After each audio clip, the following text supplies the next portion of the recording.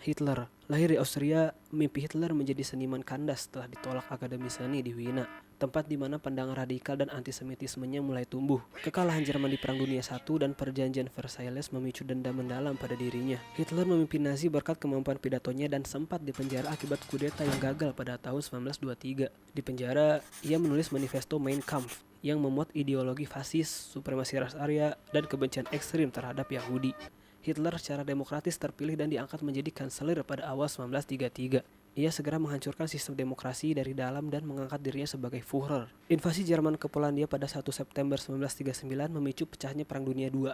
Hitler menjalankan program Holocaust yang menewaskan sekitar 6 juta orang Yahudi dan kelompok rentan lainnya di kamp-kamp pemusnahan. Keputusan militer yang ambisius membuat Jerman hancur. Saat pasukan sekutu dan Uni Soviet mengepung Berlin, Hitler menolak menyerah dan memilih bunuh diri bersama istrinya, Eva Braun. Joseph Stalin, lahir di Georgia 1878, ia meninggalkan pendidikan agama demi pergerakan radikal dan mengadopsi nama Stalin. Setelah Vladimir Lenin wafat pada 1924, ia memanipulasi politik dan menyingkirkan rivalnya, Leon Trotsky, untuk menjadi penguasa Uni Soviet. Demi mengubah Uni Soviet menjadi negara industri, Stalin menerapkan rencana 5 tahun dan kolektivisasi pertanian paksa. Kebijakan ini menghancurkan produksi pangan dan memicu kelaparan ekstrim yang menewaskan jutaan orang.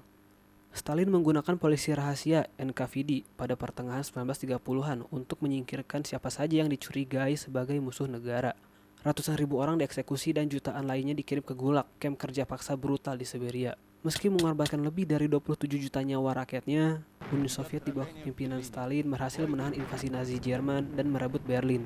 Kemenangan ini memperluas komunisme di Eropa Timur dan menjadikan Uni Soviet sebagai negara adidaya saingan Amerika Serikat dalam Perang Dingin. Joseph Stalin memimpin hingga ia meninggal dunia akibat pendarahan otak pada 5 Maret 1953.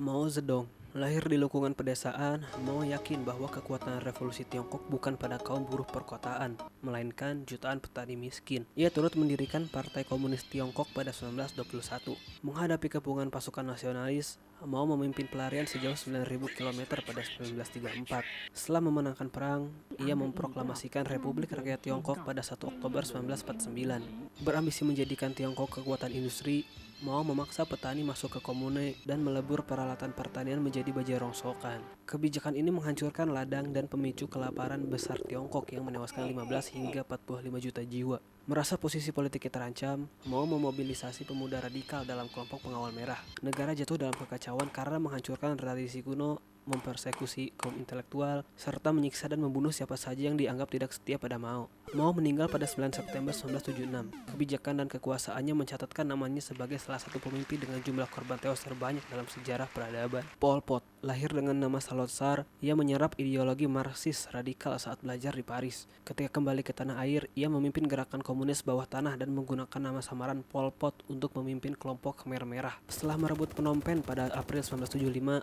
Pol Pot mendeklarasikan tahun nol untuk mereset Kamboja menjadi masyarakat agraria murni. Lebih dari 2 juta warga kota diusir secara paksa ke pedesaan, di mana yang menolak langsung dieksekusi. Seluruh tatanan sosial, agama, dan pendidikan dihancurkan. Pol Pot memburu kaum intelektual, bahkan orang yang berkacamata. Belasan ribu orang disiksa di penjara Tuol Sleng sebelum dibantai di ladang pembantaian menggunakan alat tumpul untuk menghemat peluru. Total 1,5 hingga 2 juta jiwa tewas akibat eksekusi, kerja paksa, dan kelaparan. Akibat serangan lintas batas yang memicu invasi militer Vietnam, rezim Khmer Merah runtuh pada Januari 1979. Pol Pot melarikan diri ke hutan perbatasan Thailand dan melanjutkan perang gerilya. Setelah dikudeta oleh kelompoknya sendiri pada 1997, Pol Pot meninggal dunia akibat serangan jantung dalam tahanan rumah di hutan pada 15 April 1998. Idi Amin mengawali karir sebagai prajurit resimen kolonial Inggris. Idi Amin berhasil naik pangkat menjadi komandan angkatan bersenjata Uganda pada 1971. Ia melancarkan kudeta untuk menggulingkan Perdana Menteri Milton Obote.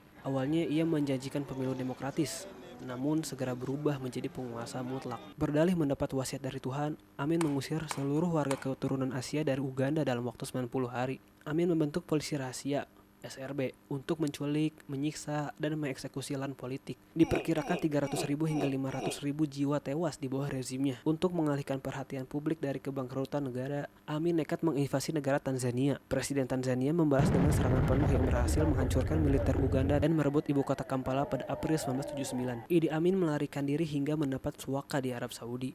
Idi Amin meninggal akibat gagal ginjal pada Agustus 2003. Augusto Pinochet, Meski sempat dipercaya dan diangkat sebagai Panglima Angkatan Darat oleh Presiden Salvador Allende, Pinochet justru memimpin kudeta militer pada 11 September 1973. Pengeboman Istana La Moneda berujung pada tewasnya Allende dan runtuhnya demokrasi Chili. Pinochet memberantas oposisi sayap kiri secara brutal, menggunakan polisi rahasia. Ia menjadikan Stadion Nasional sebagai kamp konsentrasi, menghilangkan paksa ribuan nyawa, dan menjadi dalang utama Operasi Condor, aliansi rahasia lintas negara untuk memburu dan membunuh pelarian politik Chili. Ia merekrut para ekonom muda untuk menerapkan sistem pasar bebas radikal. Kebijakan ini menstabilkan inflasi dan menciptakan pertumbuhan pesat, namun mengorbankan kesejahteraan buruh dan memperlebar kesenjangan sosial secara drastis. Pinochet mengadakan referendum pada tahun 1988. Secara mengejutkan, warga Chili sebesar 55% memilih tidak, yang memaksanya turun dari jabatan presiden pada tahun 1990. Pinochet ditangkap di London pada tahun 1998 atas tuduhan kejahatan kemanusiaan, namun akhirnya dibebaskan karena alasan kesehatan. Ia meninggal dunia di Chili pada Desember 2006 tanpa pernah menerima vonis hukuman. Benito Mussolini berawal sebagai jurnalis sayap kiri, pandangan Mussolini berubah radikal pasca Perang Dunia I.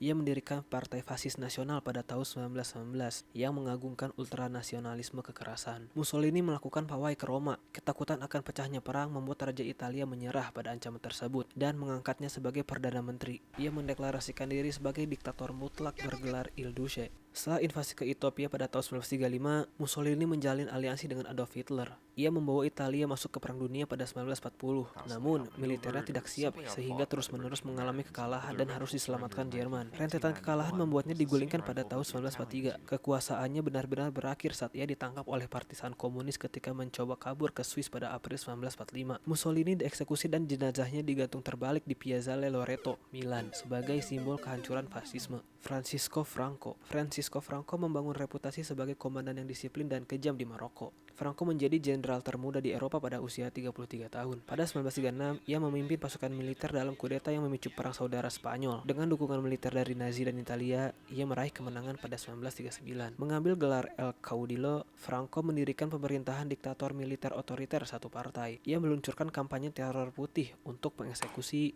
memenjarakan, dan memperbudak puluhan ribu lawan politiknya. Ia juga sangat sentralistik dan melarang keras budaya, serta bahasa daerah seperti Katalan dan Basque. Franco mengambil langkah dengan bersikap netral selama Perang Dunia II, sehingga rezimnya selamat dari kejatuhan fasisme di Eropa. Di era Perang Dingin, sikap anti-komunisnya yang ekstrim membuat Spanyol perlahan diterima sebagai sekutu oleh Amerika Serikat dan Blok Barat. Franco meninggal dunia pada 20 November 1975 setelah hampir 4 dekade berkuasa.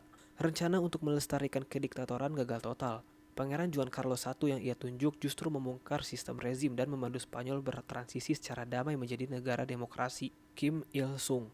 Tumbuh di era penjajahan Jepang, ia bergabung dengan kelompok gerilyawan dan mengadopsi nama Kim Il-sung. Setelah Perang Dunia II, Uni Soviet menunjuknya untuk memimpin wilayah utara, yang berujung pada berdirinya Korea Utara pada 9 September 1948. Berambisi menyatukan seluruh Korea di bawah komunisme, Kim memicu Perang Korea dengan menginvasi wilayah selatan. Meskipun perang berakhir buntu dengan jutaan korban jiwa, propagandanya mendeklarasikan peristiwa tersebut sebagai kemenangan besar melawan Amerika Serikat. Untuk mandiri dari campur tangan asing, ia merumuskan ideologi Juche yang sangat mengisolasi negara. Ia dipuja dan menciptakan sistem kelas Songbun, di mana siapapun yang dianggap tidak setia akan dikirim ke kamp kerja paksa brutal beserta 3 generasi keluarganya. Di tengah krisis ekonomi, Kim Il-sung meninggal dunia akibat serangan jantung pada 8 Juli 1994. Kematiannya memicu histeria massal dan ia mewariskan kekuasaannya kepada putranya, Kim Jong-il. Konstitusi Korea Utara diamandemen untuk memberikannya gelar kehormatan presiden abadi. Secara teknis, negara tersebut hingga kini masih dipimpin oleh sosok yang telah tiada dengan warisan kediktatoran yang diteruskan oleh cucunya,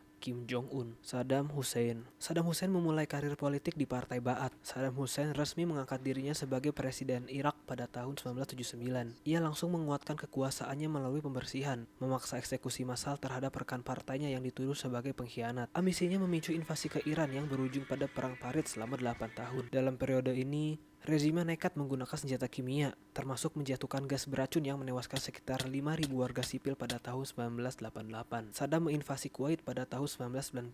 Langkah ini dibalas oleh koalisi internasional pimpinan Amerika Serikat yang melumpuhkan militer Irak dan berujung pada sanksi ekonomi berat dari PBB. Atas tuduhan kepemilikan senjata pemusnah massal yang tak terbukti, Amerika Serikat dan sekutunya menginvasi Irak pada Maret 2003. Rezim Ba'ath runtuh dengan cepat dan Saddam akhirnya ditangkap pada akhir tahun saat bersembunyi di lubang bawah tanah. tanah. Diadili oleh pengadilan khusus Irak, Saddam terbukti bersalah atas kejahatan terhadap kemanusiaan, yaitu pembantaian warga Syiah di Dujail pada 1982. Saddam akhiri hidupnya di tiang gantungan pada 30 Desember 2006.